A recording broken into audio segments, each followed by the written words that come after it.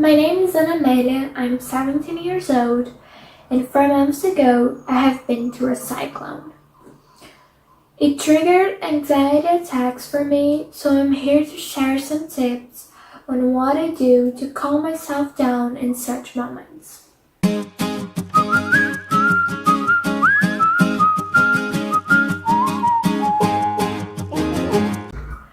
Clearly, one of the most important functions that keeps our body alive is breathing. Therefore, it's completely normal for us to feel an overwhelming panic when, in the midst of an anxiety attack, we experience shortness of breath. The sensation of not being able to breathe, something we have done autonomously our entire lives, it's devastating. Inhaling and not feeling the lungs fill up due to the rapidity of breathing is frightening. Because of this, I'm here to show the breathing exercise I use in moments like this.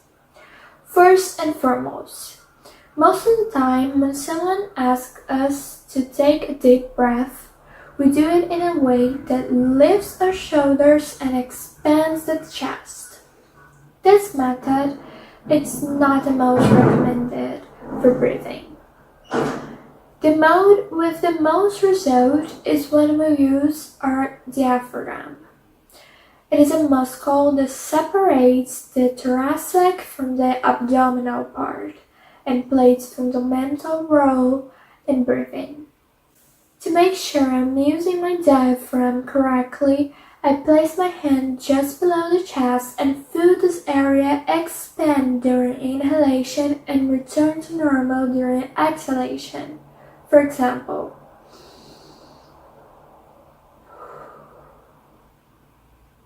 after knowing the correct way to breathe, it's necessary to have a sense of rhythm and know where to inhale and exhale from. The exercise is simple. First, I inhale for 4 seconds through the nose as if smelling a flower. You can imagine your favorite one to make the practice more enjoyable. Then I exhale through my mouth as if blowing out a candle. If you like birthdays, imagine a birthday cake candle, for example, for approximately 8 seconds. If I can't do it for that long, no problem. I just try to exhale for longer than I inhaled. I repeat this exercise several times, trying to calm myself down until my breathing stabilizes. Let's make the example.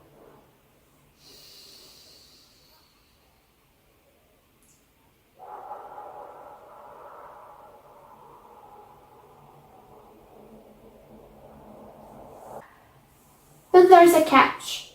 Usually, when entering an anxiety attack, panic sets in and it becomes practically impossible to think rationally.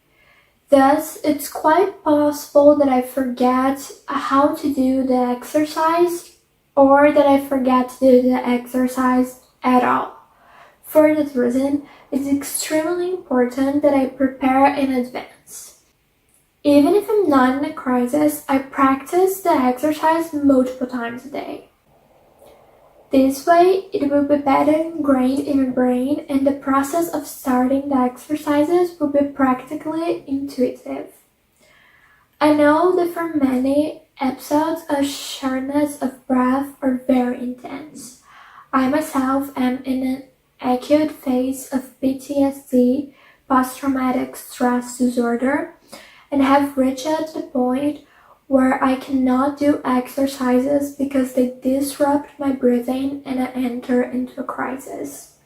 The only form of physical activity I could try is stretching or yoga, but I haven't tried this ones out yet.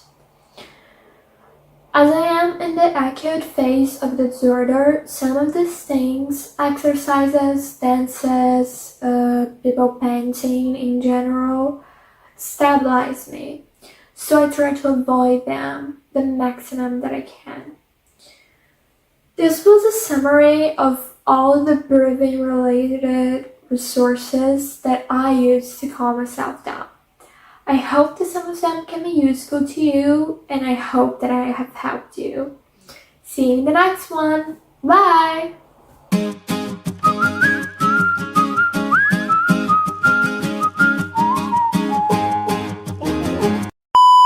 And now the official video. Let's go.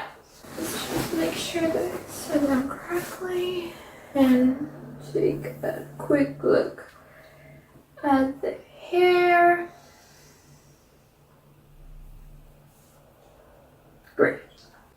The sensation of not being able to breathe is something we have done autonomously.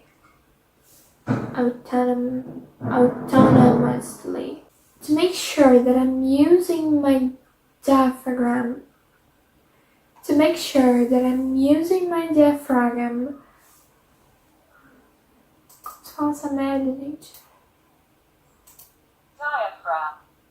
Diaphragm.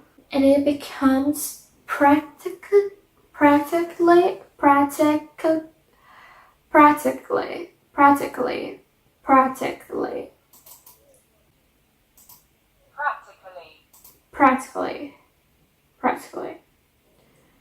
Okay. Please tell me this worked.